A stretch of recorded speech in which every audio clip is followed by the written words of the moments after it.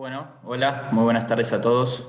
Les quería dar la bienvenida a esta quinta edición de lo que es el curso de finanzas para principiantes en conjunto con Balance Capital. Quería aclararles que el mes de julio no hubo ningún evento de Balance en el Club de Finanzas por todo lo que fue el receso de invierno. Pero bueno, ahora se van a dar mensualmente, así que estén atentos a las publicaciones que hacemos en las redes. Así que nada, con lo que respecta a hoy, hoy se va a hablar de lo que es renta fija. Y tenemos de invitado a Gonzalo Mendive, es ingeniero industrial por la Universidad de Buenos Aires y actualmente se desempeña como team leader en finanzas corporativas y banca de inversión en Balance Capital. Así que nada, también le damos la bienvenida a él de parte del staff. Gracias por estar acá. Y No, bueno, muchas gracias a ustedes. siempre como aclaramos, las consultas se van a contestar al final de la presentación. Y ahora voy a dejar mi dirección de mail y también la dirección de mail de Gonzalo, como también una dirección de mail de Balance University, para cualquier consulta o inquietud acerca de la presentación de hoy. Y también voy a dejar dos links ahora, que uno es del link de la página del Club de Finanzas, y otro el link del canal de YouTube de Finanzas, que también está de estreno, donde van a poder encontrar información en ambas páginas. Así que ahora lo dejo todo en el chat. Y bueno, estén atentos, presten atención y nada, cualquier consulta siempre escriban en el chat. Así que nada, sin ir más lejos, te paso la palabra, Gonzalo, no más. Bueno, muchas gracias, Matías. Antes que nada, bueno, gracias a todos, a Balance University también, a Paula, Clara por coordinar todo esto y gracias a todos los que pudieron participar y que se están sumando ahora. La idea de hoy es un poco hablarles de renta fija y poder introducir algo de los conceptos que seguramente van viendo tanto en la universidad como en alguna parte de la carrera que van transitando. Y mecharlos y traerlos un poco a lo que es el día a día nuestro, en tanto lo que es finanzas corporativas y todo lo que pueda ser trading de bonos, como todo lo que tenga que ver con banca de inversión pura, ¿no? Que es la emisión primaria y la cocina atrás de un bono, ¿no? O sea, creo que eso es algo que me parece que se van a poder llevar, o por lo menos es lo que le voy a tratar de transmitir y que puedan trabajar. Como bien dijo Matías, soy team leader de un equipo de finanzas corporativas y banca de inversión. Trabajo en el mercado hace ya más de, creo que 20 años, ya perdí la cuenta. Pero así que espero que más allá de lo técnico o algún concepto puntual podamos recibir las preguntas y que se puedan llevar algo más de qué pasa atrás y cómo se ve en el mercado y cuándo se usa cada concepto y el por qué y algo de por lo menos asentar y clarificar alguna duda que les pueda surgir a lo largo de toda esta presentación. La idea no es más que repasar un poco una introducción de todos los conceptos básicos con sus características generales, hablar un poco de los riesgos que hay en la renta fija, ver un poco de precios marcados, qué medidas de rendimiento tenemos, algo de medidas de volatilidad, no para profundizar mucho, pero algo, y un poco también hablar de lo que son las tasas de interés. Ahí básicamente algo importante a tener en cuenta que es la renta fija, son activos que prometen un flujo futuro de fondos, donde se establece una amortización, un capital, y que tenemos un flujo cierto, ¿no? Donde hay una fecha donde nosotros vamos a cobrar cada parte de ese cash flow o flujo de fondos, y que esas condiciones se establecen en documentos, lo que podría ser un prospecto de la emisión o un suplemento de precio, ¿no? Eso es un documento de más de 50, 100 páginas o más, dependiendo el tamaño y todo lo legal que se tenga que transcribir, pero en ese documento que se puede bajar de CNV, se puede bajar de MAE, que es información pública, se puede realmente ver ahí todos los términos y condiciones que tiene el bono, y que quizás no es tan fácil de leer en los primeros casos, pero la verdad que uno cuando empieza a trabajar en esto es clave tener noción del documento, y ahora después les voy a marcar un par de puntos que a veces los inversores no lo ven o están preguntando y no se entiende, y son claves también para pricear esos bonos, ¿no? Se parece, bueno, a lo que es un esquema de un préstamo, ¿no? O sea, ¿por qué? Porque vos tenés una amortización de capital que se define en algún periodo, que puede ser al final del vencimiento del bono, o que puede ser con alguna periodicidad como trimestral, semestral, anual, etcétera, ¿no? Y, y la verdad que por eso lleva el concepto de renta fija. En la jerga también se llaman bonos, que por eso uno habla de bonos, títulos públicos, obligaciones negociables. Las obligaciones negociables son generalmente por empresas privadas, ¿no? O sea, que tienen que emitir y que están reguladas por un organismo como la CNB, y los títulos públicos, bueno, son emitidos por el Estado soberano, subsoberano, o sea, nación, provincias y hasta, bueno, municipios, ¿no? Básicamente, ¿qué tenemos que ver? Que es importante, que va a estar definido en este documento que les comenté anteriormente, es, va a haber una fecha de, primero acá no está puesto, pero una fecha de licitación, bueno, y condiciente va a tener una fecha de emisión. Esa fecha de emisión es cuando el bono arranca a tener su vida, ¿sí? Que es el momento cero, en el cual también va a tener un valor nominal, que es la cantidad de bonos que vamos a tener, que ese valor nominal va a estar representado por una moneda, o sea, puede ser un valor nominal en dólares, puede ser un valor nominal en pesos, puede ser un valor nominal en UVAs, que es la unidad de medida que está vinculada al SER, al coeficiente de inflación. Va a tener un vencimiento, o sea, uno cuando mira un bono y lo analiza, sabe que vence en 12 meses, 24 meses, en 3 años, está ya preestablecido eso, y también va a tener una tasa cupón, ¿no? Que esa tasa puede ser cero, lo cual nos va a definir un esquema de tipo de bono, o esa tasa puede ser una tasa fija, o esa tasa puede ser una tasa variable. Bueno, ahora vamos a ahondar un poco en cada una de esas cosas. Como bien dije, hay una moneda de emisión, que generalmente en el mercado argentino tenés todo lo que está linkeado al peso, en alguna de sus variedades, y ajustes. También está el moneda dólar, y también después, bueno, en el mercado global hay un montón más de bonos que pueden estar representados por cada moneda de cada país, y dependiendo del mercado global, ¿no? La amortización, como bien dije, que es cuando a mí me van a repagar mi capital, o sea que puede ser bullet, al vencimiento quiere decir eso, o puede tener una periodicidad que puede ser trimestral, semestral, anual, etc. Y bueno, hay algunas cláusulas generales y algunas cláusulas en particular también que hay que tener en cuenta cuando uno mire esos bonos, ¿no? Dicho esto, bueno, un poco antes les comenté la naturaleza del emisor. ¿Quiénes pueden emitir un bono? O sea, un bono puede ser emitido por nación, como hoy tuvimos la licitación del Tesoro, con sus letras y sus bonos. Puede ser emitido por provincias, como hemos tenido hace poquito el canje de la provincia de Buenos Aires, y bueno, todos los canjes de todas las provincias, de toda su deuda reestructurable en dólares, después de lo que fue el fin del año pasado y todo el 2020 que vivimos. O también pueden ser municipales, que a veces lo que más se ve en el mercado son las letras, ¿no? Letras de la Municipalidad de Córdoba, letras de la Municipalidad de Río Cuarto, etc.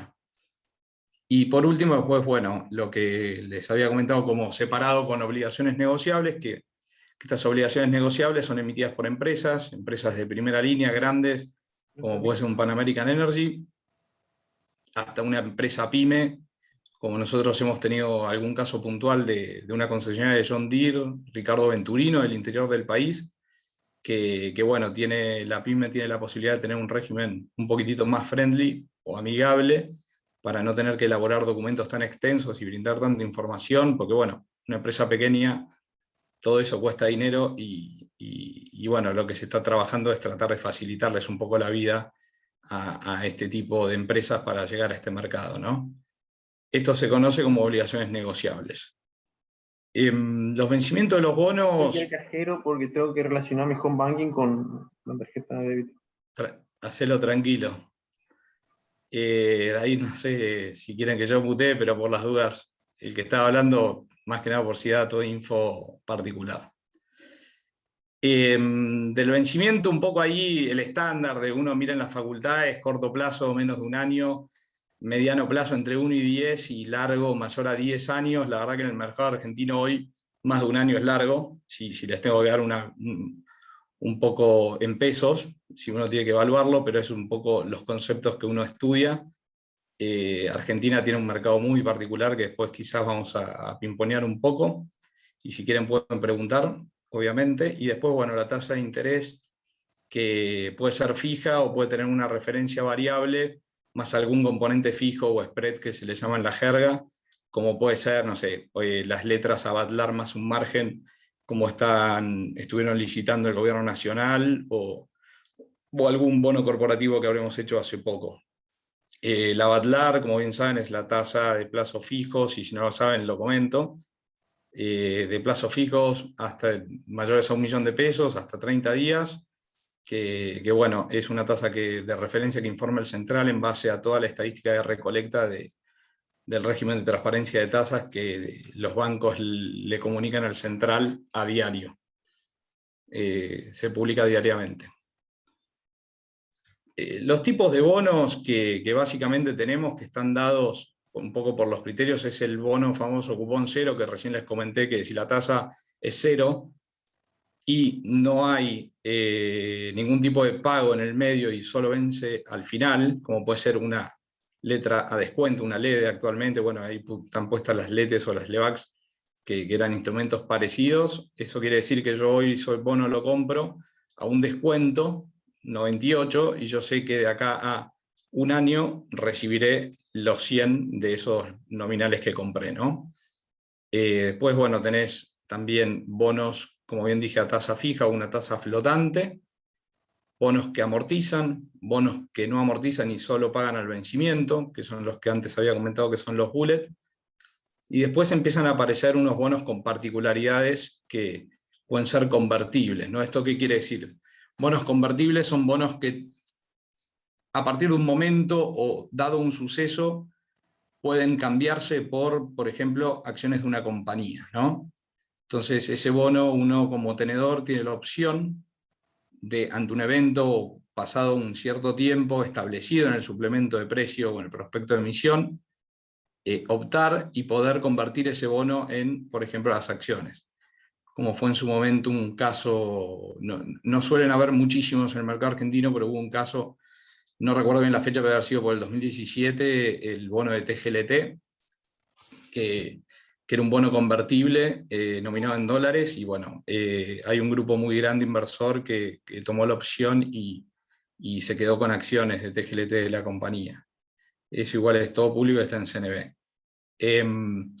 Después, bueno, bonos con opción de recompra. Esto es el famoso call, que son bonos donde a partir de cierto plazo o hasta cierto plazo, el emisor tiene una opción de poder recomprar ese bono a ciertas condiciones, que puede ser con una prima, o sea, pagando el bono sobre la par. Y esto, cuando uno compra ese bono, ya está preestablecido en ese documento, ¿no? Entonces, cuando uno mira cuánto vale el bono, si está barato, está caro o lo que sea en un mercado secundario, esto es una cláusula que uno la tiene que contemplar. Saber si ese bono puede tener recompra o no puede tener recompra, porque te acorta ese flujo cierto, ¿no? Porque empieza a haber una probabilidad de rescate en el precio que tiene. Después, bueno, bonos con garantía o sin garantía. La mayoría de los bonos para pequeñas y medianas empresas hoy salen con avales de sociedades de garantía recíproca, las SGRs, que son sociedades que están totalmente abocadas a darle garantías para facilitarle el acceso al crédito a estas pequeñas y medianas empresas, y hay fondos específicos que compran ese tipo de productos PYME, con lo cual el fondo se garantiza que hay un repago en caso de que la empresa no pueda hacer frente, y obviamente eso la empresa PYME le tiene que pagar un aval a esa SGR, y otros tipos de avales pueden ser los bancos. Pues también hay bonos que tienen garantías de flujo, como puede ser algún bono con un fideicomiso atrás donde una empresa cede un activo para repagar ese bono en caso de que no haya pagado la empresa emisora, o por el caso que algún ente provincial ponga una garantía para poder garantizar el flujo cierto a los inversores que quieran adquirir. Por ejemplo, fue el caso de alguna compañía de generación eléctrica que había un fideicomiso atrás, que si quieren después seguramente vamos a ver el caso de estudio, así que ahí podemos pimponearlo un poco mejor y estudiarlo. Y los bonos sin garantía, que bueno, son bonos que obviamente uno va al repago propio de la empresa y con el flujo propio de la actividad, por ejemplo. O puede ser también obviamente de la provincia o de nación mismo, ¿no? Por último, después un poco también tenemos bonos con o sin periodo de gracia. Esto quiere decir que se le da al emisor del bono un tiempo donde no está obligado a hacer ningún pago, con lo cual ese periodo de gracia, obviamente por el factor tiempo, también influye en el valor del bono, en el precio. Y también tenemos bonos con capitalización. Esto quiere decir que tal vez hubo un periodo de gracia y a partir del mes 6 uno puede optar, o sea, en el suplemento está escrito, que esos intereses que se fueron devengando y que no se pagaron pueden pasar a ser parte del capital a pagar por parte del emisor del bono. Y por último, bueno, los bonos indexados, que básicamente pueden indexar por algún tipo de índice, como puede ser el SER, por ejemplo, así en la Argentina, que son muy comunes y que hoy la verdad que está bastante latente el tema de la inflación, y la verdad que fue un año bastante con inflación alta hasta hoy, y la verdad que fueron bastante demandados en este primer semestre, por lo menos también. ¿Qué tipos de mercados se trabajan, ¿no? O sea, acá hay que separar dos puntos y ahí es donde un poco les comentaba banca de inversión, ¿no? Porque a veces uno se pregunta qué es banca de inversión, ¿no? Suena bárbaro, suena lindo, es muy lindo, está buenísimo, pero cuando a uno le dicen, che, estamos buscando a alguien para banca de inversión, ¿qué hace el de banca de inversión? Bueno, banca de inversión, una de las tareas que tiene es participar en todo lo que es la estructuración de todos los bonos que se salen a colocar en el mercado, colocar primariamente, ¿no? Entonces nosotros separamos dos mercados, uno primario y uno secundario. El mercado primario es el bono sale a la calle y se le buscan inversores y se coloca. Ahora voy a ser más técnico si quieren, pero el mercado secundario son bonos que ya están vigentes, que tienen una vida y que vos los vas a poder comprar por balance desde tu cuenta comitente en una plataforma y van a tener un precio en un mercado secundario donde va a haber un bid y un offer, o sea, alguien quiere vender y alguien quiere comprar, y el mercado va a unir las puntas en función de la oferta y la demanda. El mercado primario, básicamente lo que se trata de buscar hay tres mercados importantes donde hago distinciones: el MAE, lo que es el BIMA y lo que es el MAB. El MAE es el mercado que la verdad se usa principalmente en la Argentina para ofertas primarias, sobre todo obligaciones negociables, que es el mercado de los bancos. Básicamente surge de ese lado, ¿sí? Y ahí se utiliza un sistema que se llama SICOLP, que es donde se abren ruedas y se hacen las licitaciones primarias, donde todos los inversores, a través de los distintos colocadores, que son bancos o sociedades o ALICs, digamos, ponen sus posturas a una tasa, a un nivel, todo eso se vuelca en el mercado MAE, en la rueda de primaria, y luego se cierra la colocación y se adjudican y se emite el bono, ¿no? Es un poco el etapa a etapa de lo que es un mercado primario. El BIMA, el mecanismo que se llama SICOL, es un mercado donde estamos las ALICs, más usado actualmente en fideicomisos, y uno tiene que llevarlo a qué tipo de papeles son los que se colocan. Si bien hay ONs o hay títulos que se colocan por BIMA, suele estar más orientado a lo que es fideicomisos. Y por último el MAB, que es el mercado argentino de valores, que es el mercado, digamos, que se maneja más en la plaza del interior. Ahí está muy metido todo lo que es Rosario Fiduciaria, y es muy fuerte para muchas colocaciones de obligaciones negociables para pequeñas y medianas empresas. Ahí básicamente, un poco algo que está bueno, que acá dice en la presentación, que no lo comenté, es cuando uno hace el mercado primario tiene compuesto un periodo de difusión propio donde se le muestra a todos los inversores qué es lo que se está vendiendo, este título o este bono o esta obligación negociable que se está vendiendo. Hay un periodo de licitación donde se empiezan a aceptar y tomar posturas con un valor nominal, un precio definido o una tasa definida, dependiendo de lo que se licite, y eso se vuelca en este sistema SICOL, y luego se viene el cierre y el resultado de la licitación y posterior emisión del bono, ¿no? La fecha de colocación y la fecha de emisión no están dadas al azar, ¿no? O sea, en general, esto lleva un trabajo que es parte del rol de banca de inversión, donde se mira un poco cómo son los flujos del mercado, qué es lo que está demandando el mercado, si papeles en dólares, si papeles en pesos, si papeles en dólar link, que después, bueno, le voy a comentar un poco este tipo de variaciones que hay en este país de distintos bonos. Y también mismo qué día se va a liquidar, o sea, qué fecha se va a emitir el bono. ¿Por qué? Porque quizás se está cobrando una plata importante de algún vencimiento y eso puede ser un buen momento para atraer mayor demanda en el mercado primario a ese bono. Y el mercado secundario es lo que todos los días vivimos de 11 a 5 de la tarde, donde básicamente hay una oferta y una demanda, con un flujo de compra y un flujo de venta de bonos, y esto se puede operar también en el mercado del MAE y en el mercado del BIMA. Obviamente para personas, individuos, generalmente cuando opera a través nuestro en Balance, lo hace a través de BIMA, por la plataforma, que pues ahora les voy a mostrar un poquitito que tiene la plataforma nuestra, una pantalla muy sencilla, no mucho más compleja, pero si quieren después podemos pimponear un poco. Y en este mercado, donde uno opera en el secundario, existen tres plazos, ¿no? Contado inmediato es, lo compro, tengo que tener la disponibilidad hoy para poder liquidar y concertar la operación de compra de este bono que yo quiero adquirir. 24 horas, que en general es un plazo muy puntual y por lo general en BIMA no suele ser muy operado por la banca, por ejemplo, por inversores minoristas, y el plazo de 48 horas. ¿Sí? Esos son los tres plazos donde uno puede concertar una compra o un bono, o mismo, bueno, si está del otro lado cuando lo quiere vender, ¿no? ¿Cómo identificamos los bonos? ¿No? Los bonos, hay algo que se llama ticker, que es el código en el cual nosotros sabemos cuál es el activo que estamos analizando.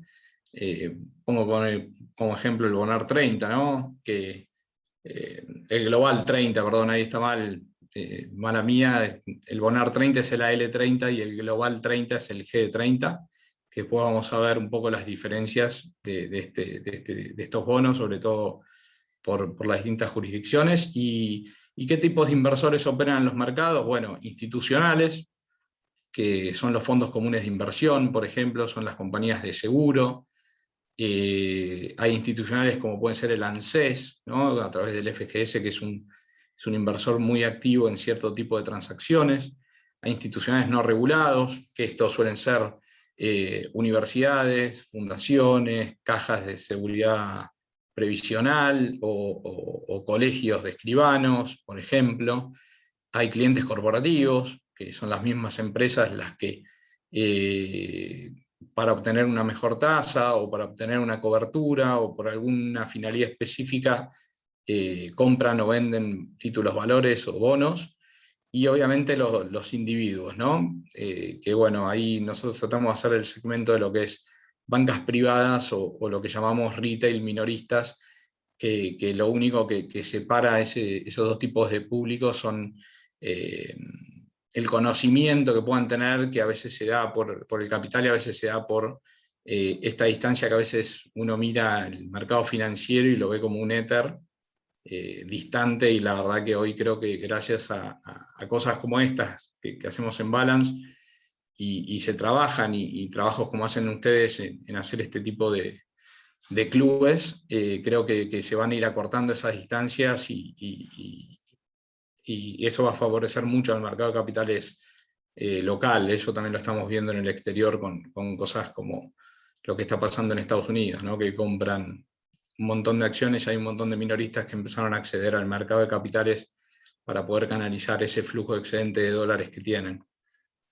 Esta es la pantalla que les comentaba antes, ¿no? O sea, uno cuando entra a Balance va a operar, esto lo pueden tener en cualquier tipo de donde manejen su dinero, en una ALIC, o una plataforma de inversión. Ahí, como les decía, básicamente uno tiene bonos soberanos, bonos subsoberanos, también hay una pantalla que uno puede ver los bonos corporativos que tiene. Como van a ver, acá tienen la parte de ticker. Yo acá puse plazo 48 horas, pero podría ponerse contado inmediato, y obviamente eso me va a cambiar los precios, porque no es lo mismo comprar hoy, con la plata hoy, que quizás concertar a 48 horas. Y acá un poco, si bien no está abierto, lo que se puede ver es, bueno, qué cantidad de nominales se están ofreciendo, ¿sí? Que quieren comprar, ¿no? Y qué cantidad de precio le están poniendo a esa compra, ¿no? O sea, acá tenemos 3 monedas. Por ejemplo, vamos al Global 30, que es el que les comenté antes, el ticker. Tenemos el GD30, que no tiene ninguna consonante posterior. Este ticker es negociable en pesos, ¿no? El GD30C, que es negociable en dólares, dólares cable. ¿Qué es dólares cable? Es dólares en el exterior.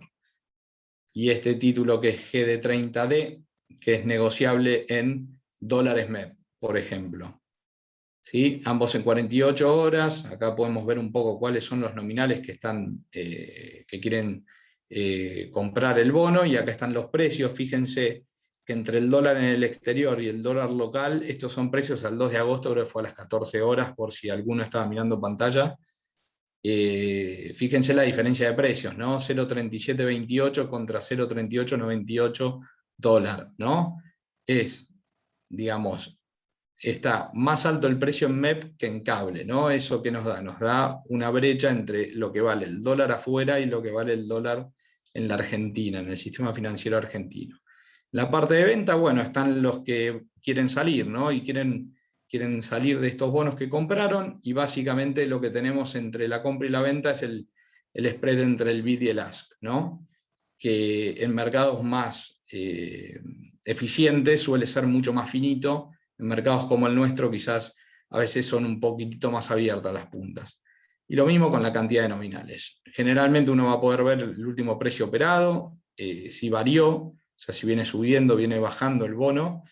Y por último, qué volumen se estuvo operando en nominales, cómo abrió, o sea, cuál fue el precio anterior operado al que se está operando ahora, cuál fue el último hit o el último bid-ask que se validó, cuál fue la apertura de ese bono al inicio de la rueda, qué mínimo tocó, qué máximo tocó, ¿no? Y cómo estaría el cierre en el caso, bueno, cuando cierra. Es un poco la pantalla donde uno puede ver los bonos, puede consultar y ver cualquier tipo de bono a través del ticker. Y haciendo clics ahí uno puede operarlo online, y nada, está bastante bueno. La verdad que el mercado ha evolucionado muchísimo con esto. Después, bueno, ¿qué tiene de ventaja la oferta pública y todo esto? Generalmente, por lo menos para una empresa, ¿no? Vamos a poner el caso de una empresa.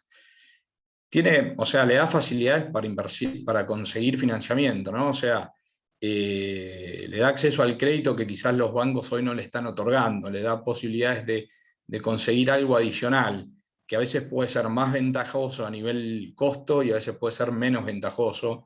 Va a depender de la oferta y la demanda, de cómo esté el flujo en el mercado, va a depender de la empresa, de cómo es la actividad, va a depender de cómo son sus números, ¿no? De cuán bien está o cuán solvente está, y va a depender también del rating que le aplique la calificadora de riesgo, que después vamos a hablar un poco de eso. ¿Qué le da también como ventaja? Es reputación, publicidad. O sea, una empresa cuando empieza a caminar la oferta pública con la emisión de bonos en mercados primarios, suele traer interés por parte de bancos que participan en este tipo de transacciones o que no, y que de repente dicen, bueno, mirá, el mercado le está prestando a esta empresa, bueno, te trae que se te acerquen, que tenés más posibilidades. Empezás a generar un interés. Segundo, un efecto de marketing, ¿no? O sea, la verdad que una empresa esté con emisión de deuda en la calle suele traerle un prestigio, ¿no? Porque quiere decir que tiene un orden, que tiene atrás una estructura para poder llevar este tipo de transacciones y poder hacer efectivo el pago de esta deuda que contraiga, ¿no? ¿Qué tiene ventajas para el inversor? El inversor tiene la seguridad y la transparencia propia del mercado de capitales, ¿no? Tiene la liquidez en el caso de que quiera vender ese bono, puede salir a través de lo que recién vimos en la pantalla. Y segundo, todos los que salen a emitir deuda, provincias, nación y las empresas es información pública, con lo cual tienen acceso a poder evaluar ellos mismos cómo están los números de esa empresa, cómo vienen los flujos de fondos y analizar un poco más en profundidad. También hay ventajas impositivas, que eso va a depender del tipo de inversor.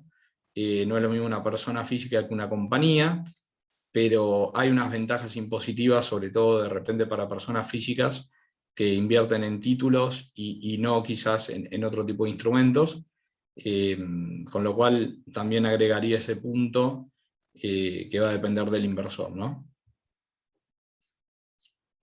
Acá hay algo que es muy puntual, pero que es importante a mirarlo cuando uno está operando un bono corporativo, por ejemplo, que son los covenants, ¿no? Los covenants son cláusulas de no acceder que se le ponen a las compañías, que en general a las provincias también hay bastantes veces, o a Nación misma, que lo que se busca es darle un marco al inversor de que la empresa durante la vida de ese bono no va a hacer ciertas acciones, ¿no? O sea, generalmente lo que se busca es que no tenga una política agresiva de dividendos o que no distribuya dividendos mientras el bono esté vigente, que tenga limitantes de endeudamiento, ¿no? O sea, porque uno invierte y quizás si el grado de endeudamiento es muy alto, obviamente el riesgo es mayor y uno no quiere invertir en un tipo de producto así, con lo cual esas cláusulas a veces uno estar mirando eso agrega mucho valor al momento de tomar la decisión. Limitar la venta o enajenación de activos propios de la empresa mayores a ciertos montos o que puedan traer algún tipo de perjuicio al funcionamiento de la empresa donde uno invierte. Y obviamente en empresas Tier 1 o en bancos este tipo de covenants no son tan frecuentes como de repente en otro tipo de emisores. Recién hace un rato habíamos hablado de los rescates anticipados, opción del emisor. Básicamente lo que podemos tener es que sean rescate por cuestiones impositivas. Estas cláusulas se ponen en todos los bonos de las empresas, por ejemplo, más que nada teniendo en cuenta que si hay un cambio impositivo que afecta la normalidad o que afecta esta deuda que emitió la empresa tenga la opción de rescatar ese bono para no tener que asumir mayores costos y que le sea más oneroso. El rescate anticipado, opción de la emisora. Generalmente lo que se busca cuando pasan este tipo de rescates es que pague una prima, ¿no? O sea, que el inversor sepa que por lo menos le va a pagar por arriba de la par el bono al momento de que el emisor quiera rescatar ese bono. Y después, bueno, hay el uso de fondos de este tipo de bonos. También es importante saber para qué usa la plata la empresa, o para qué usa la plata la provincia, o para qué usa la plata nación. Si es para capital de trabajo, si es para una inversión de infraestructura en el caso del Estado, si es para inversión de CAPEX para una empresa, o simplemente es refinanciación de pasivos, y qué pasivos, ¿no? Son los que está refinanciando. Estas son todas preguntas que uno se debería hacer y analizar. Tipos de monedas y jurisdicciones. Básicamente hay dos tipos de bonos y lo vemos en los globales y en los bonares. Tenemos jurisdicción local, que es ley argentina, que generalmente tribunales de la Ciudad de Buenos Aires se usa. Tenemos ley internacional, que generalmente es New York o Londres. Los bonos ley New York o ley extranjera son generalmente siempre nominados en dólares. Los bonos en el mercado doméstico, lo más usual que ustedes van a ver son pesos, con moneda de pago e integración en pesos. Dollar Link, que se ponen siempre latentes cuando hay un cepo como en el que estamos viviendo actualmente, que bueno, básicamente el valor nominal está expresado en dólares, pero uno los compra en pesos al tipo de cambio oficial y sabe que va a cobrar un flujo de fondos en pesos al tipo de cambio que esté en el momento de pago, ¿no?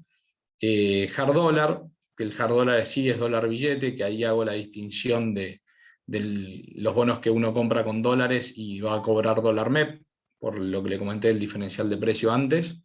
Los bonos hard dollar que pagan dólar cable, que uno los puede comprar en la moneda, puede comprarlos en dólares MEP o integrarlos en dólares MEP y sabe que el flujo que va a cobrar es dólares en el exterior, con lo cual se hace de esa ganancia. Y por último, los UVA, que es básicamente el valor nominal se emite en UVA, que el UVA es una unidad de valor que está linkeada al SER y uno lo suscribe con pesos y sabe que va a seguir al coeficiente del SER, con lo cual va a hacer el catch-up del ajuste inflacionario que vaya pasando a lo largo del tiempo, ¿no? Acá un poco gráficamente la idea era mostrarles los distintos tipos de amortizaciones que podemos tener con pagos de intereses, ¿no? O sea, lo que es la amortización bullet con un interés fijo, para que lo puedan ver en un gráfico. Obviamente eso es un esquema muy usado, la verdad que es uno de los más vistos en lo que es por lo menos bonos de empresas. El interés decreciente con una amortización creciente o amortización balloon, quizás no es tan utilizado actualmente en el mercado doméstico. El interés decreciente con una amortización constante, esto cuando un bono es amortizing, generalmente se le trata de poner pagos muy, muy homogéneos para tratar de darle previsibilidad en el flujo y también manejar un poco lo que es el concepto del tiempo, valor y tiempo. Y bueno, el cupón cero que bueno, paga todo al interés, todo al final la amortización. Un poco acá los conceptos típicos a tener en cuenta es, bueno, saber qué es el valor residual, ¿no? El valor residual es lo que no amortizó el bono a hoy, ¿no? Es mayor a 0, menor a 100, y uno lo tiene que tener en cuenta cuando está operando un bono, para saber si de repente le parece barato un precio, bueno, quizás amortizó, ¿no? Y saber un poco qué es lo que queda a cobrar del bono. Los intereses corridos, que son todos los intereses que están desde la fecha de pago anterior a la fecha de pago siguiente, no, hasta la fecha que yo estoy operando el bono, comprándolo en el mercado secundario, ¿sí? Que en el momento de la fecha de pago son 0, pero el día 1 ya tengo el primer día de intereses devengados. El valor técnico, que es la suma del valor residual más los intereses corridos del bono, al momento que yo estoy calculando ese valor. Y bueno, el precio es el precio que figura entre la compra y la venta en el mercado, que recién vimos un poco en la pantalla anterior que les mostré la plataforma que tenemos, ¿no? ¿Cómo operan los bonos en nuestro mercado? Operan con precio DERTI, esto quiere decir que contienen los intereses. Es importante saber que operamos con DERTI cuando estamos mirando los precios, sobre todo en la plataforma que usemos para operar. Generalmente cuando uno mira los precios en los mercados de afuera son precios clean, se opera clean. Eso quiere decir que no contempla los intereses corridos, ¿sí? Y después, bueno, otro concepto importante a tener en cuenta es la paridad, ¿no? La paridad es el precio sobre el valor técnico, ¿no? Si mi precio es mayor a mi valor técnico, quiere decir que el bono está operando sobre la par, ¿no? Quiere decir que está por arriba de este concepto de paridad. Si el precio del bono es menor al valor técnico, voy a estar operando bajo la par, ¿no? Quiere decir que hay un rendimiento mayor, ¿no? Precio es inversamente proporcional al rendimiento, ¿no? Que es un concepto, ahora después lo revisamos un poquito. Otro concepto importante a tener en cuenta es la duration, ¿no? La duration es la medida del vencimiento de todo el flujo de capitales, medida expresada en años, ¿no? Es cuánto tiempo va a tardar los flujos de caja van a ser pagados, ¿no? En un caso de un bono sin cupón, para llevarlo a un extremo y que es vencimiento bullet, la duration se va a igualar al plazo, ¿no? Al vencimiento. Básicamente eso es porque no tenés flujos de fondos en el tiempo que se den hasta el vencimiento. nos va a permitir comparar distintas estructuras, distintos plazos y con distintos cupones unos bonos, y nos va a permitir tener, por lo menos gráficamente, una forma de ver si un bono puede estar barato respecto a otro o no. ¿Sí? También nos puede dar el dato de, puede interpretar cuál es, digamos, como porcentaje, la variación que tiene un bono cuando cambia 1% la rentabilidad de este bono, ¿no? Acordémonos que el rendimiento es inversamente proporcional al precio. Y con esta duration lo que vamos a poder obtener también es lo que se le llama en el mercado la modified duration, que básicamente es dividir la duration sobre la TIR, ¿no? 1 más la TIR. Y esto nos va a dar una medida de sensibilidad de cómo se movería el precio en función de cuando se mueve la TIR. La TIR es la tasa de retorno que esperamos de la inversión cuando compramos el bono, miramos la TIR y decimos, bueno, esta es la tasa interna de retorno de la compra de este bono con este flujo. Esta tasa obviamente tiene supuestos donde yo establezco que voy a mantener la inversión hasta el vencimiento, ¿sí? Y segundo, tiene el otro concepto que es que yo voy a reinvertir todos los cupones que vaya cobrando, todos los flujos que cobra la misma TIR que me da ese precio, ¿no? Esos son los dos supuestos que uno tiene en mente. Y por último, el otro concepto que quizás está bueno y lo miran mucho algunos inversores institucionales, sobre todo, es la current yield, ¿no? Entonces, la relación, digamos, entre el interés anual que se paga del bono, lo relaciona con el flujo de caja que vamos a cobrar, ¿no? O sea, es valor nominal por el cupón dividido el precio al que estoy comprando. Si esa current yield es muy baja, muchos inversores institucionales no les genera tanto interés, ¿no? Y eso lo podemos ver un poco en la curva, en los bonos soberanos actuales, ¿no? Con que tienen cupones muy bajos, y creo que la current yield, no sé si se acerca a niveles de 2, quizás, distinto a bonos que quizás la current yield se acerca a niveles de 10 y puede generar un atractivo mayor en los inversores institucionales para tenerlos en su cartera, ¿no? Porque los compran y lo que les interesa al institucional muchas veces es devengar estos bonos, sobre todo compañías de seguro. Bueno, ya un poco terminé el tema más conceptuales. Básicamente acá lo que pueden estar viendo es cómo cerraron ayer los bonos soberanos de Nación, divididos por tasa, ¿no? O sea, acá arriba vamos a ver todos los bonos que ajustan por Badlar, tanto soberanos como puede ser el PR15, el A22, o los TB21 y 23, como también los provinciales, ¿no? Los BDC son los bonos de la Ciudad de Buenos Aires. La Ciudad de Buenos Aires es uno de los riesgos más buscados, o sea, porque la ciudad tuvo un hito que básicamente es uno de los estados subsoberanos que no defaultió en las crisis anteriores, con lo cual el mercado lo pondera bastante. Por eso van a ver que frente a provincia de Buenos Aires, si uno mira acá, obviamente tenemos ticker, tenemos monto en circulación expresado en pesos, tenemos el precio, tenemos la variación, la TIR. La TIR está expresada obviamente en tasa efectiva, la pasamos a tasa nominal y sobre eso calculamos el spread sobre Badlar, que en el caso, por ejemplo, del BS28 es del 10%. Si uno mira el PBA 25, que tiene 3 años menos de plazo que la Ciudad de Buenos Aires en el vencimiento del 28, rinde menos que el riesgo de la provincia de Buenos Aires al 25, ¿no? Eso para que vean un poco la diferencia en precios que puede ponderar el riesgo del emisor. Después, bueno, abajo tenemos los famosos tasa fija, que son bonos que más se usan más para los bancos y encajes bancarios y algunos inversores institucionales, que básicamente ahí no hay ningún spread porque es directamente una tasa que está priceado sobre el flujo de la tasa fija que licitó. Los ajustables por ser, que son los bonos, digamos, que hasta hace no mucho estuvieron algunos de los bonos cortos rindiendo en terrenos negativos. ¿Qué quiere decir eso? Que básicamente había mucha demanda por este tipo de productos para cubrirse ante la suba inflacionaria que vinimos viendo desde inicios de año, ¿no? Y fines del año pasado.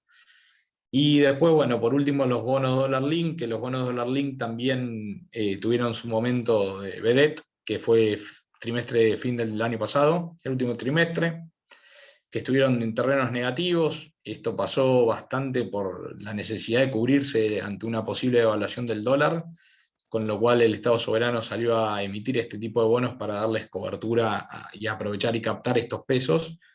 Y son bonos que tienen cupones muy bajitos, del 0,10, 0,20, creo que tiene el más largo, y por ende lo único que uno va a estar tratando de obtener es cobertura, ¿sí? Ante una posible devaluación. ¿Qué más es importante cuando uno arma esto? Fíjense la paridad, ¿no? Acá esto uno puede estar viendo que básicamente todos los bonos Badlar que estamos evaluando están por bajo la par. Eso quiere decir que los bonos están rindiendo por arriba de su valor técnico, ¿no? ¿Cómo puedo saberlo? También básicamente es mirando cómo es el cupón, ¿no? El cupón es Badlar más 200, que quiere decir 2% de margen sobre Badlar. Si voy al rendimiento que tiene el Bocan 22, dice 4,3, ¿no? En esa diferencia vemos que está bajo la par, por ende el rendimiento a mí me da mayor a lo que es el mismo cupón que estaba esperando. Acá lo que traté de mostrarles un poco es, este fue el precio de lo que es el TB22, que es un bono dólar link de los que estábamos viendo abajo, que es el segundo de los dólar link donde dice DLK, priceado a un momento del mercado de ayer, en un momento que el bono estaba operando en una tasa negativa, ¿no? Esto quiere decir que es tanta la expectativa de devaluación, quizás post elecciones, que es un bono que está muy por encima o algo por encima de la par, con lo cual tiene rendimientos negativos ante la necesidad de cobertura.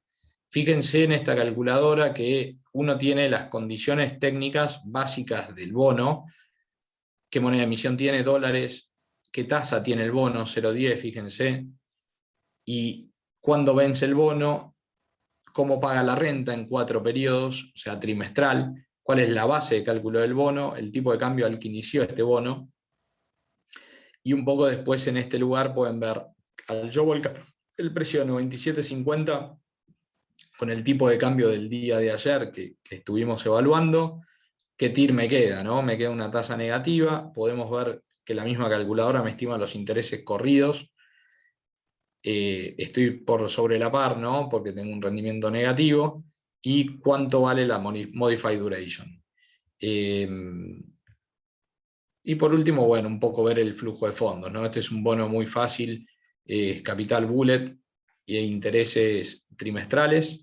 Fue pagando una renta muy chiquita, acuérdense que 0,10 vimos recién que era el bono, y no mucho más.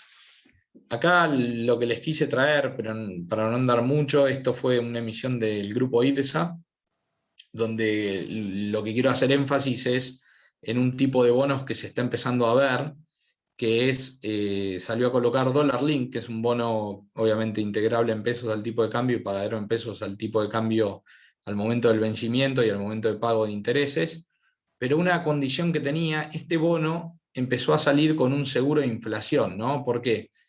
Porque el inversor, para tener algo más atractivo, se le puso un seguro durante el primer año que iba a pagar la variación del UVA, ¿no? más un spread, siempre y cuando eso sea mayor a la devaluación, más la tasa, ¿no? Entonces, ¿cómo podemos ver que en el mercado argentino se empiezan a dar complejidades en estas transacciones, ¿no? Esto es muy puntual en este país, que obviamente está el trade-off de inflación-devaluación.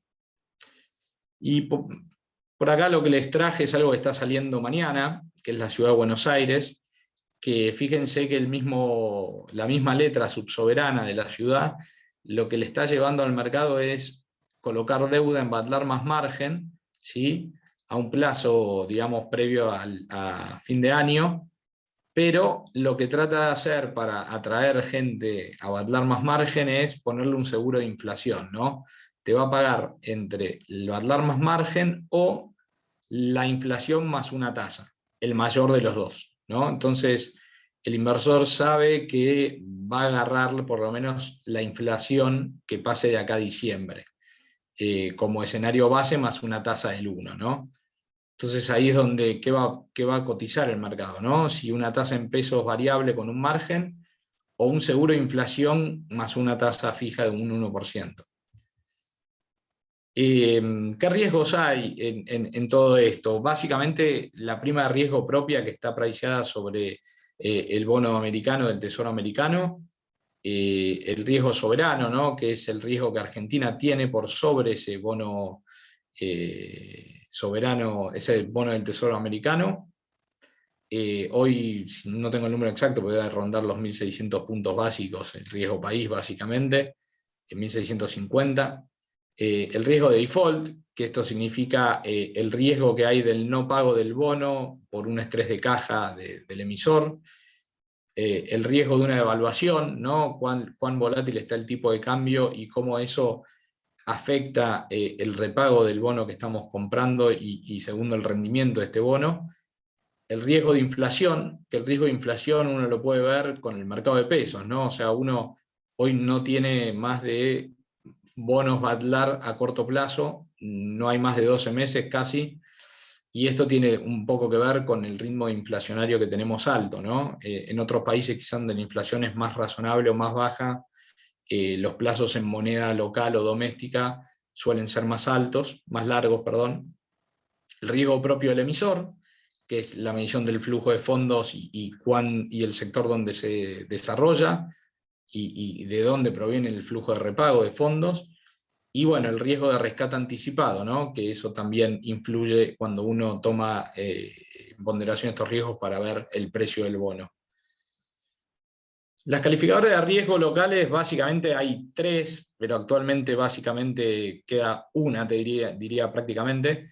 Son Moody's, S&P y Fitch. S&P está dejando de calificar o dejó ya de calificar prácticamente.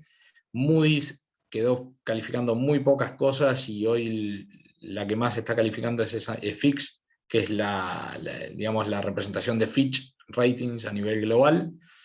El esquema básicamente de grado de inversión, cuando uno mira los bonos, cuanto más cerca está de las AAA, digamos, mejor es el riesgo del bono que estamos comprando. Cuanto más cerca está de las B, está un poquitito más ajustado el flujo de fondos o la calidad crediticia del emisor del bono. Por eso uno siempre, cuanto mayor calificación, quizás lo que esto impacta es menor tasa, ¿no? Y hay 2 tipos de calificaciones, una de largo y una de corto. Las de corto generalmente son con una letra, que va del rango de las A1 más a las A3, si hablamos de grado de inversión, y las de largo plazo generalmente son de las AAA a las BBB menos. En este escenario de triple B, la verdad que se hace muy difícil las colocaciones primarias y los bonos en secundario suelen tener rendimientos muy altos. Cuanto más nos acercamos a las AAA, son los bonos mejor ponderados y quizás que tienen menores rendimientos para el inversor. Después, bueno, tenemos el rango del grado de especulación y obviamente el grado de alta especulación encima con riesgos de impago, ¿no? Este es un poco el esquema que después les va a llegar para que lo tengan a mano, creo que es un cuadrito bastante amigable, que si quieren después obviamente van a tener mi mail y el mail de University, así que van a poder preguntar lo que necesiten.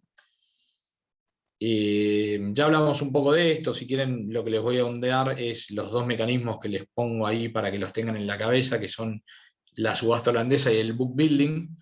La subasta holandesa es una compulsa donde uno elige precio-tasa y el mercado empieza a poner posturas, con lo cual todo lo que esté a una tasa de corte para abajo se va a adjudicar. Esto hace que cuando un libro esté muy demandado, esa tasa empiece a bajar y comprimir, efecto de sobredemanda para querer adquirir ese bono. Y el book building, que es un sistema donde todo el mundo va posicionando sus posturas y en el suplemento o prospecto se define los criterios que va a usar el emisor para tomar esas posturas de valores nominales de los distintos inversores. Bueno, en las curvas de rendimiento, algo importante a tener en cuenta es el concepto de TIR y el concepto de duration.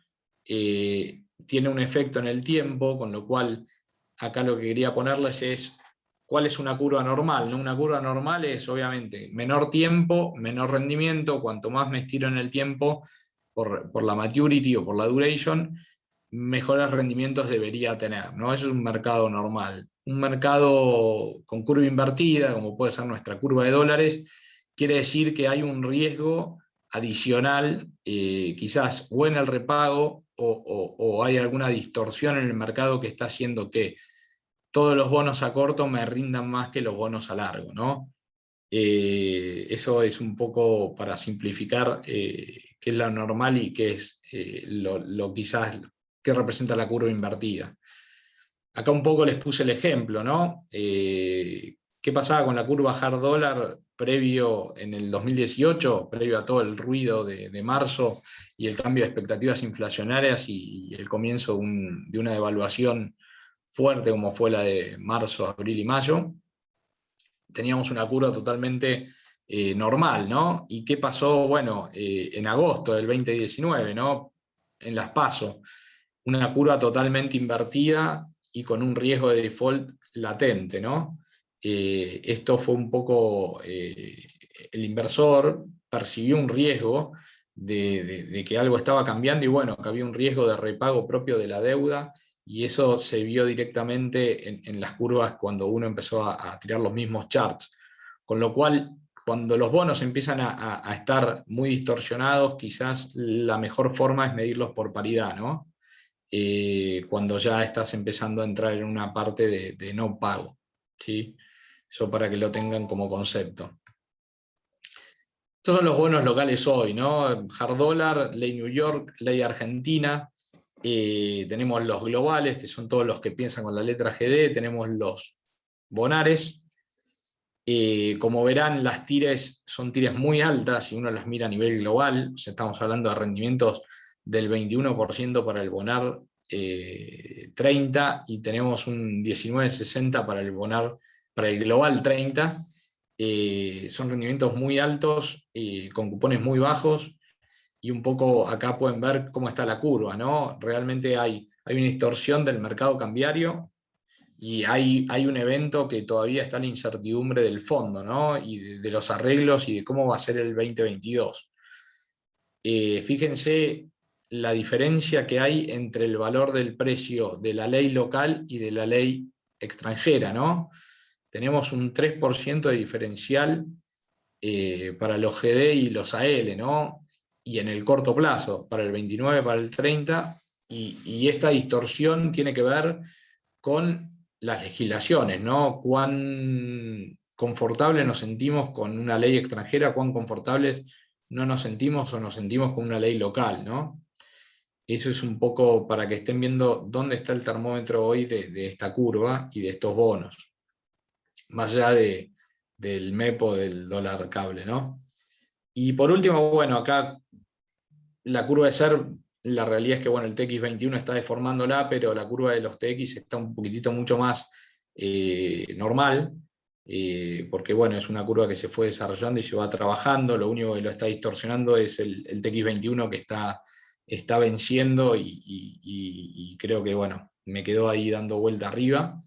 Y después un poco cómo están las tasas de Badlar y las tasas fijas de los bonos que vimos hace un ratito, que fíjense que si bien las tires son altas, que tiene que ver con el tema de un poco de dónde están los niveles de Badlar y cómo está la inflación, sí, es una curva normal, ¿no? O sea, a mayor duration voy teniendo un poco más de rendimientos, ¿no? Y este es un monitor de bonos corporativos. Como bien les hablé antes, existen las empresas. Fíjense que lo que se trata de buscar siempre es segmentar por sector este tipo de empresas para uno poder obtener curvas en función del sector, en función de la actividad y en función también de los ratings, ¿no? O sea, uno puede jugar con esto y poder armar curvas en función de cada emisor y en función de los rendimientos y también de las jurisdicciones donde está la ley, ¿no? Ley New York, ley Argentina, y con eso saber cuáles son el spread diferente que hay entre cada sector, entre cada rating de calificación crediticia y entre cada jurisdicción de ley. Bueno, en la curva un poco, acá están todos representados los bonos, fíjense, ¿no? Energía, ¿no? Fíjense acá, Aluar, que es acero, Oil and Gas, ¿no? Tecpetrol, Vista, Teco, telecomunicaciones, Telecom, uno de los principales mejores riesgos que tenemos en la Argentina, o Grupo Pampa. Pero bueno, fíjense cómo el mercado está viendo, ¿no? Riesgos cortos y utilities y energía altos en las TIRES, y cómo está viendo de repente riesgos como Tecpetrol, el TTC4, Vista, Oil and Gas, Pan American Energy, Aluar, Arcor, ¿no? Ahí un poco pueden ver la diferencia de lo que les comentaba hace un ratito. Bueno, acá les traigo algo más, un poco más, casos de estudio de algunas transacciones de empresas que fuimos haciendo. Plaza Logística, uno de los principales emisores de bonos, es un parque logístico, la verdad que es como un real estate logístico. Lo puse acá como una transacción porque fue un bono en uvas, inflación, donde el emisor cortó a un cupón de 2,48 a un plazo con una duration, digamos, de 3,36, un plazo de 3 años, 4 años fue, y juntó, para que se den una idea, más de 5.500 millones de pesos en ofertas. Nada más pudo emitir 1.800, y un poco acá lo que pueden ver es que esto se estudia, ¿no? ¿Qué tipo de inversores son los que compran estos bonos en las primarias? Que hay colocadores, que son los bancos y las ALICs, que licitan estos montos, y después que, bueno, hay colocadores que acercan o no acercan órdenes estos bonos, ¿no? Acá pueden ver básicamente qué tipo de instrumento, obligación negociable, es un emisor privado, ¿no? ¿Cómo se denomina? La moneda de emisión, UVA. ¿Qué monto se ofertó? ¿Qué monto se adjudicó? Este monto máximo a veces adjudicado tiene que ver que está puesto en los suplementos.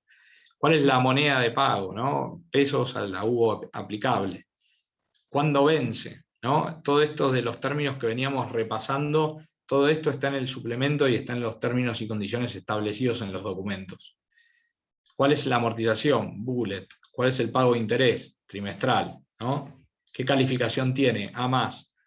Y algo muy importante de este bono que empezó a trabajarse en este mercado local es la calificación, ¿no? Verde y social, sostenible. Es un concepto que se está viniendo, estamos saliendo ahora dentro de poco con un bono verde también, y que creemos que va a tener un mercado particular que se está trabajando y que esperemos que se pueda construir, ¿no?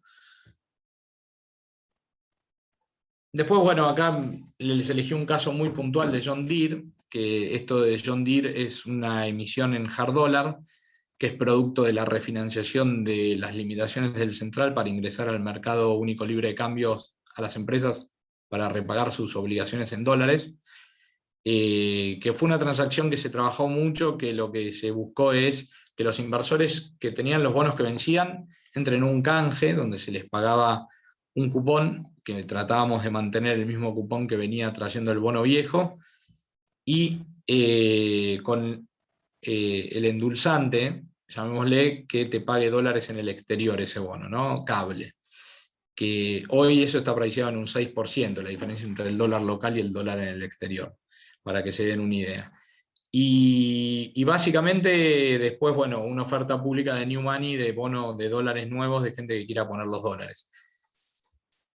Esto lo que lo traje a colación es básicamente para que vean que ante un cambio normativo donde John Deere se veía imposibilitado de comprar los dólares para pagarle a los inversores, solo el banco le iba a vender el 40%, bueno, John Deere les dio a elegir a los inversores si querían cobrar el 40% y rolear el otro 60%, si querían mantenerse en el riesgo John Deere el 100% de las tenencias con un bono nuevo, y en caso de los que quieran licitar ese bono para participar porque no lo tenían, también se los dio.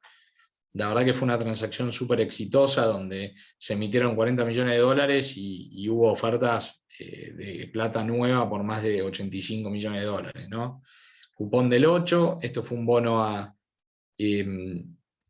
con vencimiento en el 2024, o sea, 3 años, y amortizaciones anuales. Bueno, Telecom, nada, esto un poco, acá es el riesgo, uno de los mejores riesgos de la Argentina. Emitió un UVA, fíjense que emitió más de 8.700 millones de pesos, perdón, en UVAs y un plazo de más de 48, fue de 48 meses, siendo una transacción súper exitosa y obteniendo un cupón del 4% más inflación. Y bueno, fue después un poco la emisión de un título público de la Ciudad de Buenos Aires, donde también ahí un poco pueden ver que lo único que varía es en el instrumento título de deuda, ¿no? No obligación negociable al ser un subsoberano, como bien se los comenté antes. El instrumento que se está trabajando es un título de deuda. Y por último, acá un poco lo puse en colación cuando les hablé de garantías, ¿no? Vamos al tema de esto. SPEC es la empresa provincial de Córdoba de generación y distribución de energía, donde hicimos un bono ya hace un tiempo, en el 2017, por 100 millones de dólares, donde el bono cortó a niveles de tasa del 7. Este era un bono que se integró con MEP y se paga el flujo con MEP, dólares locales, y se le puso una garantía, ¿no? Básicamente que es un fideicomiso donde entre el caso de no pago de PEC se iba a empezar a volcar la coparticipación de la provincia a este fideicomiso para repagar y garantizarle a los inversores el flujo para poder hacer frente a los vencimientos de PEC, ¿no? Esto es un poco que lo puse a colación para que vean que eso está en los términos y condiciones y suele ser bien ponderado, ¿no? Cortar un 7, recuerden, en el 2017, la verdad que era una tasa bastante interesante para el emisor y obviamente para el inversor también fue una linda transacción. Sobre todo, miren los plazos, ¿no? 5 años. 5 años, hoy las transacciones no están a más de 24 o 36 meses en dólares. Nada, después, bueno, esto, si quieren lo paso un poco, lo puse un poco para invertir. Básicamente, creo que es un poco con cualquier ALIC, cuando uno trabaja, primero abre la cuenta, uno hoy lo puede hacer todo de forma virtual, desde su plataforma o su app, y básicamente una vez que transfiere uno el dinero, entra a su cuenta, va al menú, uno pone cotizaciones, elige bonos corporativos, por ejemplo, y ahí va a estar todas las ONs que pueden comprar, como la pantalla que les mostré antes, y ahí pueden hacer clic en operar y elegir cuántos quieren comprar en el mercado secundario, en qué plazo quieren liquidar y qué cantidad de nominales, ¿no? Y al precio que quieren operar. Obviamente que el mercado validará el precio en función de la oferta y demanda y en función después van a ver la posición en su cuenta. No tengo mucho más, perdón el tiempo, se me fue extendiendo, Matías y gente. No hay problema, todo bastante claro, Gonzalo. Ahí no Tenés sé una sola consulta acá en el chat, si querés te la leo y la contestás. Dale, obvio. Acá Federico te pregunta tu opinión acerca del famoso bono a 100 años que emitió Caputo hace unos años y qué significa, además del obvio, o sea, qué hay detrás para hacer eso. Gran pregunta. Bueno, el bono a 100 años, la verdad que fue un bono que fue en un país distinto, en un contexto distinto, en un mundo distinto. Creo que después del 2020 cambiaron muchos paradigmas. La verdad que fue una jugada muy fuerte, que el mercado la tomó. Tenía un periodo de call, ¿no? Que eso también tenía una opción de recompra, ese bono, o sea, lo cual le daba al inversor al Estado un sweetener y al inversor un flujo, por lo menos para poder pricear ese bono, porque cómo pricear 100 años, ¿no? Es complejo. pero la verdad es que yo lo que opino es que colocar deuda a 100 años no es fácil, no lo hicieron muchos, y haberlo logrado, más allá de qué lado de la película esté uno, eh, objetivamente me pareció una transacción bastante interesante, porque creo, no me acuerdo el cupón exacto, pero creo que estaba en niveles de 7 y monedas, no sé si 7 3 octavos, no me lo acuerdo puntual, pero ¿quién te presta 100 años, no? Hoy creo que fíjate que todo lo que se está negociando en la Argentina, tenemos los bonos nuevos quizás al 41, al 46, pero son bonos que tienen cupones muy bajos, a step up, y que en realidad no son colocaciones genuinas, sino que es una reestructuración ante el no pago de toda la deuda, ¿no? No sé si contesté tu pregunta, pero la verdad que poder financiarte a 100 años como país, cuando vos esa plata realmente la podés usar para infraestructura, está bueno. Si vos me decís, me financié 100 años para una campaña, no está bueno.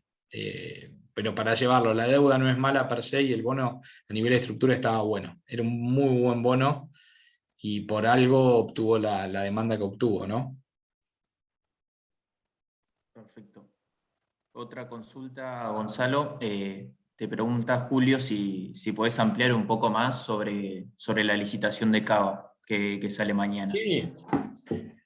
Ahí, mañana vamos a la Filmina, así lo ven los términos. Se los puse a colación porque me pareció piola traer algo que estaba pasando hoy, ¿no? Pues si no, siempre hablamos del pasado. Acá estamos.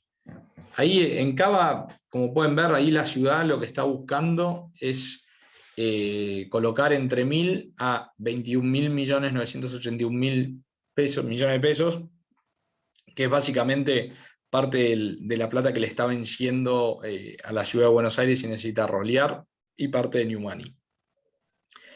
Este bono licita, si mal no recuerdo, mañana 4. ¿Sí, no?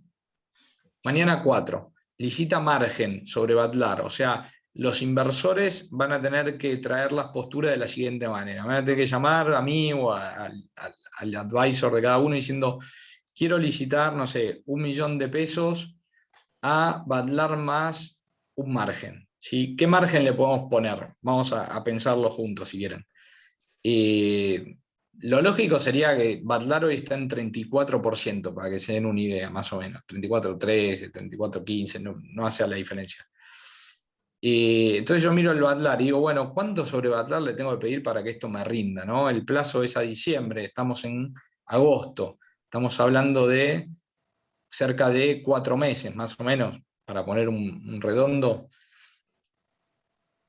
Pero tiene un seguro de inflación. ¿Qué es un seguro de inflación? O sea, ¿cómo mide el seguro de inflación? La Ciudad de Buenos Aires a vos te va a pagar Batlar más un margen por la cantidad de días transcurridos, ¿sí? Sobre la base de cálculo que es 365, como intereses, o la inflación, ¿sí? Entre el ser a hoy y el ser al momento del vencimiento de la letra, más una tasa del 1% anual, ¿sí? Como el ajuste y la indexación de ese capital. Entonces, si la inflación es mayor a Batlar más el margen, vas a terminar cobrando inflación más 1. ¿Sí? Si la inflación más 1% de tasa es menor a Batlar más margen licitado, te va a terminar pagando la tasa en pesos. Entonces, ahora pensemos mañana cuánto puede cortar esta letra, ¿no? Después de haber visto, si quieren, esto licita mañana, 4 de agosto, hasta las 16 horas. Fíjense que hay un horario establecido donde vos podés poner tus posturas. Una vez cerrado ese horario ya no podés licitar más esta letra. Y la plata, la ciudad, la tenés que integrar para que te dé las letras el 5 de agosto, o sea, el día siguiente. Esto en la jerga llama T más 1, ¿sí? Vamos a ver si llego a mostrarte la curva cero un poco. Debe haber cambiado algo hoy, pero no hace al caso. Pero miremos cómo están los SER, ¿no? O sea, si yo voy vamos al TX20, No, el TX21 está totalmente distorsionado, pero vamos al TX22, ¿no? TX22 está rindiendo inflación más 1,80. Y vamos al BOCAM 22, que tenés un spread sobre valor de 4,30 a primer trimestre de abril, o sea, primer de los días de abril, o sea, primer trimestre del 2022. Esto de Badlar más 4 te está dando 38, ¿no? Nosotros venimos con una inflación de ¿cuánto? Del 3% el último mes. Este mes quizás pueda mostrar una baja en julio. No lo sabemos. Creo que el consenso espera un 2,5. Ojalá, sinceramente, que se pueda ir dando esta baja inflación que todos queremos y necesitamos. Con lo cual, el mercado no va a estar priceando el Badlar per se. Va a estar mirando si la inflación le cubre su expectativa, ¿no? de rendimiento. Por eso estos tipos de letras siempre están cortando entre 0 y 1% sobre Badlar, por ejemplo, ¿no? Que quiere decir un 35% o un 34% de tasa. No sé si tenés otra pregunta de lo de Cava, pero quería mostrarte el ejercicio ese porque me parecía piola cómo pensar el pricing de mañana, ¿no? Gonzalo, otra consulta. ¿Qué porcentaje de tu carrera de tu cartera invertirías en bonos globales, dados los precios actuales? ¿Y en qué proporción elegirías ley local o ley NY? ¿Cuál es el soberano de preferencia? Te preguntan, ¿verdad? Buena pregunta. Bueno, esto es súper personal, ¿no? O sea, si querés te hago un contexto de mi situación, a ver si le sirve como ejemplo, ¿no? Yo prefiero globales por un tema de que me gusta ley New York.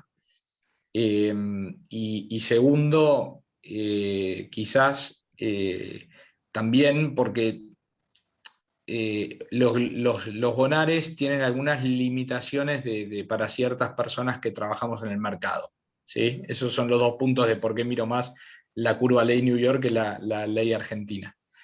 Después en plazos, a mí me gusta mucho lo que es el 41 y el 35, que creo que son bonos que tienen una duration un poco más larga.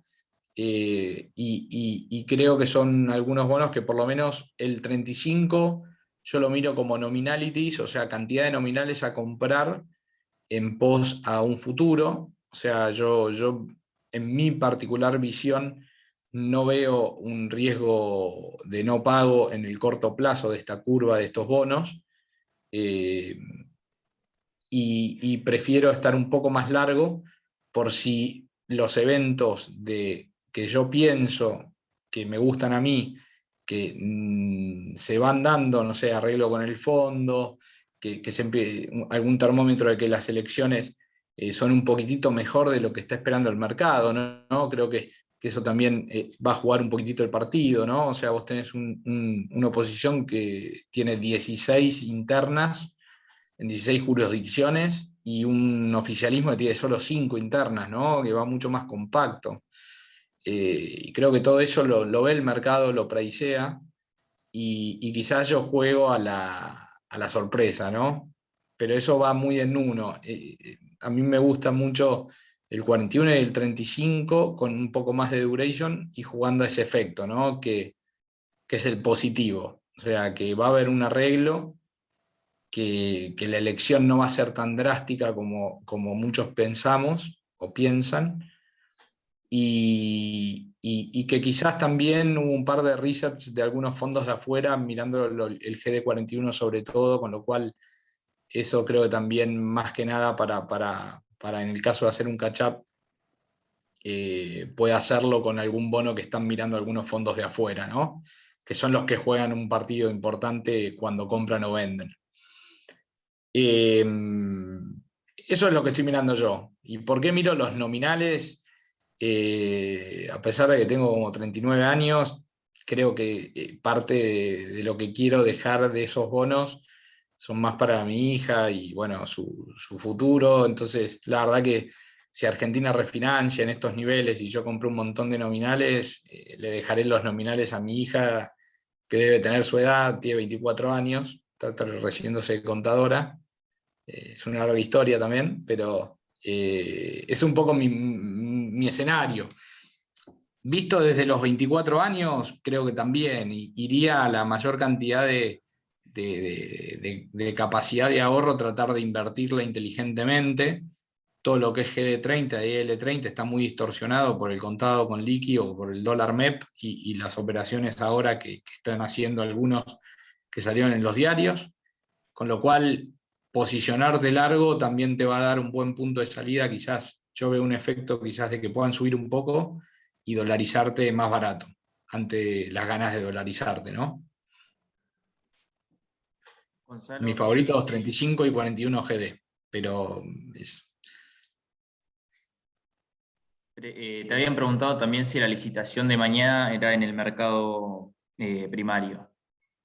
Sí, las letras son en el mercado primario. Mañana se licitan tanto por la rueda va a ser por Sicolp, donde la rueda es de la ciudad de Buenos Aires. ¿Sí? Cada inversor, o sea, cada colocador, ALIC o banco pone sus posturas en esa rueda. Y esa rueda tiene una particularidad que está bueno que ahora les diga, hay tres tipos, o sea, vos podés tener una rueda abierta, una rueda cerrada. ¿Sí? Abierta es que todos los bancos y ALICs del mercado pueden poner posturas de sus inversores, ¿no? Cerrada es que solo los que tienen cartel de colocadores. Viste que a vos a veces te llega un mail del Río, un mail de Balance diciendo somos colocadores de la ON, de, no sé, MSU Energy mañana, nosotros.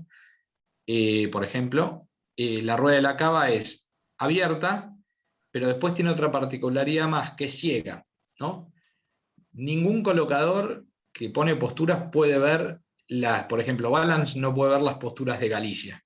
Galicia no puede ver las posturas de Balance, ¿no? El único que puede ver todo el libro es la ciudad, por ejemplo, ¿no?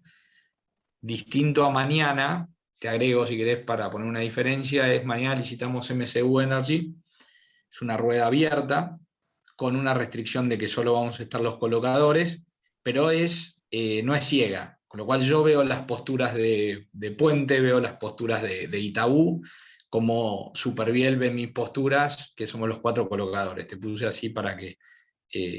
así que mañana, si tienen órdenes, las pueden canalizar por su advisor en la LIC que tengan cuenta y licitar la letra de la cava. Y Gonzalo, última consulta.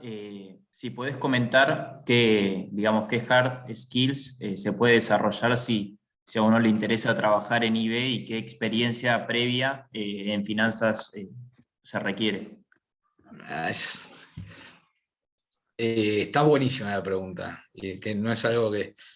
Mira, desde mi rol y también con todo el equipo y para arriba, ¿no? Gerentes y directores, el primer skill, y no es hard, sino que es actitudinal, son ganas de aprender, ¿no? O sea, creo que eso es, y la actitud, ¿no? De ir para adelante. Eso es lo primordial en lo que buscamos.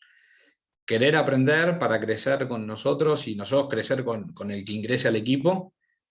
Y esa inquietud de querer aprender desafía para arriba, ¿no? Porque creo que, digamos, hay cosas que a nosotros nos faltan un montón, que todo lo que está viniendo del mercado nuevo está trayendo, desde, no sé, Python, programar, la inquietud de armar robots para hacer cosas o de optimizar o automatizar. Todo eso es aprendizaje puro de todos los que podemos estar coordinando y tratando de enseñarles skills hard, ¿no? Obviamente uno estudia en una facultad de económicas, va a tener ciertos conceptos, pero la verdad que priorizamos siempre las ganas de crecer, aprender y la actitud de ir hacia adelante, ¿no? En Balance eso es muy importante para mí, es lo primero que tratamos de mirar. Y lo que tiene banca de inversión, si quieren les cuento un poco, yo en el mercado estudié todo, hice impuestos, hice régimen informativo de bancos, hice contabilidad, riesgo de empresas, hice administración fiduciaria en un banco, en el macro. hice banca de inversión, estructuré fideicomisos, fondos, vine a Balance, y todo lo que tenía de skills hard, sí, me sirvieron un montón, pero es mucho más lo que yo me llevé, creo, que lo que tenía. No sé si me explico, ¿no? Y tal vez ya tenía todo un background laboral. Con lo cual, que tenga ganas de crecer en el mercado financiero me parece que es lo primordial, y el resto, no seré el mejor, no lo sé, eso lo dirán los equipos, pero las ganas de enseñar y de crecer conjuntamente con el equipo siempre van a estar. Perfecto, Yo, Gonzalo. yo soy ingeniero y estudié toda mi vida para finanzas, o sea, y lo estudié desde el razonamiento. Para mí la carrera de ingeniería fue una herramienta, pero no para adquirir el concepto técnico de las finanzas, sino para buscar este tema de optimizar recursos, ¿no? De hacer eficiente todo lo que pueda hacer de algo. Lo cual, nada, encantado. El que quiera, siéntase libre de escribirme, o si tiene ganas de hacer algo en Balance, nada, tienen mi mail, y totalmente abierto a recibir cualquier mail. Una consulta más que surgió acá, si podrías explicar la columna, un segundo, la columna de Current Yield. Acá, esta. Bien, Current Yield, fíjense que un poco hace un rato les dije, el current es, digamos, el flujo que vas a cobrar el cupón por el nominal sobre el precio del bono, ¿no? Si mal no recuerdo. Y fíjense que toda la curva de los bonos, por lo menos ley local y ley extranjera, tenés current yields de niveles del 2, del 1, del 3, del 2, del 7. Cuanto menor es este current, o sea, por ejemplo, quiero comprar un bono para comprar y para tener un buy and hold, ¿no? Es decir, bueno, yo quiero un flujo de fondos X y lo quiero comprar para tener y devengar, ¿no? Veamos que la finalidad del inversor es esa, ¿no? Entonces, el current yield te va a dar el indicador de que si es bajo, tu devengamiento en la cartera va a ser bajo, ¿no? ¿Sí? Entonces vas a tener un ponderador de devengamiento de cupón y del flujo bajo. Entonces vos no vas a mostrar durante ese periodo, por lo menos que estás invirtiendo, un mayor devengamiento de esa cartera. En cambio, si lo que buscas es decir, che, quiero devengar un cupón más alto, o un diferencial entre el precio y el cupón más alto, el current yield, si se acerca tal vez, o es más alto, es un 10, un 8, quizás lo que podemos mirar es el 41 hoy tiene un current yield más alto, ¿no? Entonces, tal vez si yo quiero hacer un devengamiento mejor y mirar para un buy and hold entre un 41 y un 30, y quizás compro el 41, ¿no? Ese es un poco parte del concepto. Generalmente el current yield lo miran mucho los fondos, las compañías de seguro, que necesitan cupones altos y devengar, ¿no? Es un poco la premisa. Quizás el inversor minorista mira más cuánto es el cupón y cuánto es la TIR que me da el flujo, ¿sí? Perfecto, Gonzalo. Muchas gracias por tu tiempo. Todo bastante claro, la verdad. Así que Perdón la hora. no pasa nada. Perdona a vos, capaz, por muchas consultas. No, olvídate, yo encantado.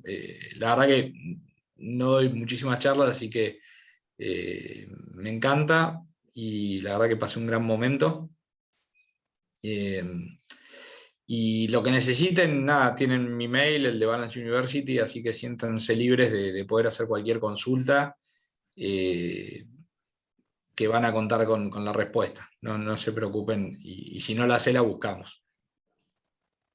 Perfecto, Gonzalo. De nuevo, muchas gracias por el tiempo y por el espacio, también a Balance University y al equipo. Para la gente, recuerden estar atentos a las publicaciones.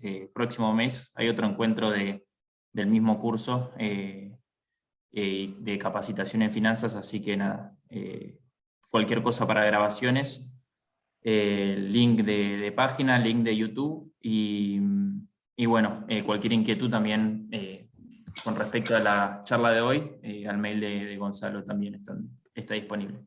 Así que, bueno, hasta luego. Chao, Gonzalo. Muchas gracias. Gracias, Matías. Gracias a todos. Hasta luego.